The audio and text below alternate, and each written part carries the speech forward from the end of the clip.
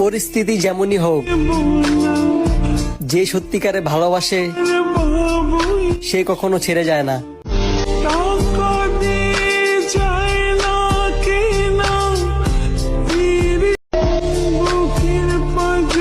পরিস্থিতি যেমনই হোক, যে সত্যিকারে ভালোবাসে সে কখনো ছেড়ে যায় না।